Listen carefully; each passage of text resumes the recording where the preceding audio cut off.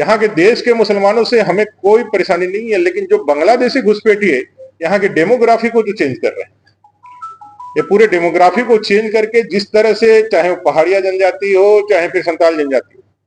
जिस तरह से उनके जमीन का उपभोग करने का काम कर रहे हैं, जिस तरह से पूरा क्षेत्र में एक तरह से जो लव जिहाद, लैंड जिहाद की जो हम लोग बातें करते हैं, जो अब बोर्ड जिहाद में भी बदल गया है कि भाई किसी न किसी जनजातीय महिला को आगे करो, उनसे शादी करो और फिर उनको किसी न किसी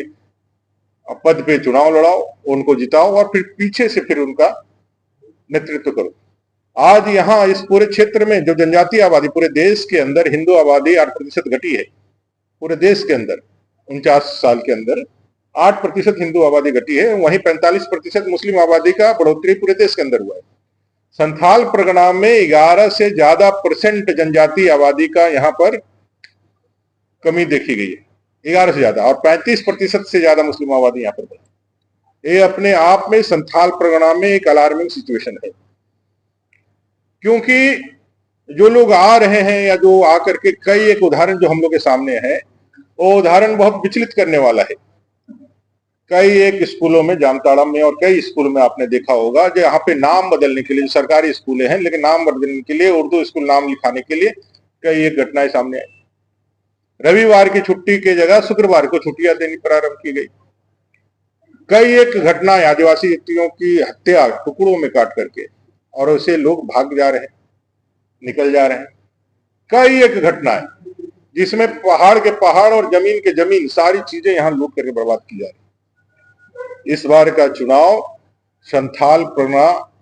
और संथाल परगना में रहने वाले आदिवासी और आदिवासी अस्मिता का प्रश्न बन के खड़ा हुआ है। इस बार आदिवासी अपने एग्जिस्टेंस के लिए, अपने होने पर वोट करने वाले हैं।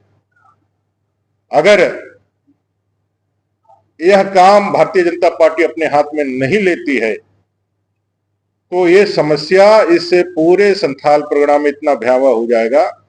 कि आने वाले समय में हम दिया लेकर के भी खोजेंगे तो कोई जनजाति, कोई आदिवासी यहां नहीं। इसको पूरी तरह से विच्छेद करने का एक षड्यंत्र बड़े ही योजनाबद्ध तरीके से, जिस आदिवासी अस्मिता की, जिस पूजा पद्धति की, जिस जल जंगल जमीन की बातें करके हमारे पूर्वजों ने अपने जीवन को निछावर किया, आज ना उनकी संस्कृति बच रही है, ना उनके पहाड़ बच रहे हैं, ना उनके जंगल बच रहे हैं, ना उनकी जमीन बच रही है। और ये सारी चीजें इसलिए हो रही है क्योंकि इस राज्य के अंदर झारखंड मुक्ति मोर्चा की सरकार है, कांग्रेस की सरकार है, आरजेडी की सरकार है, जो तुष्टीकरण की पराकाष्ठा को पार करके उनके लिए वोट बैंक की राजनीति करना और आज के लिए सत्ता हासिल करना, भविष्य के लिए उनकी कोई चिंता नहीं है। भविष्य में उनका अस्तित्व बचे ना बचे, वो तो निकल जाएंगे, वो तो निकल ही गए हैं, अपने जमीन से हट करके चले ही गए हैं, उनके बाल बच्चे और उसे तो निकल ही जाएंगे, विदेश चले जाएंगे, कहीं चले जाएंगे।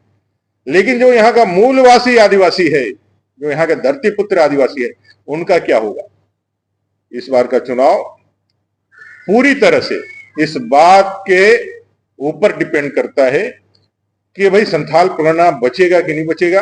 और यहाँ के आदिवासी बचेंगे कि नहीं बचेंगे। इसलिए भारतीय जनता पार्टी के नेतृत्व में जो सारे लोग लगे हैं और जो अंडर करंट चल रहा है, वो चाहे भ्रष्टाचार का हो, चाहे वंशवाद और तुष्टीकरण की राजनीति के लिए इस पूरे संथाल परगना को बारूद के ढेर पर बैठाना हो, उससे निजात दिलाने के लिए इस बार राजमहल, गोड्डा और दुमका में कमल खिलेगा और भारतीय जनता पार्टी 14 की 14 सीटें जीत करके नरेंद्र भाई मोदी जी को तीसरी बार देश के प्रधानमंत्री बनाएंगे और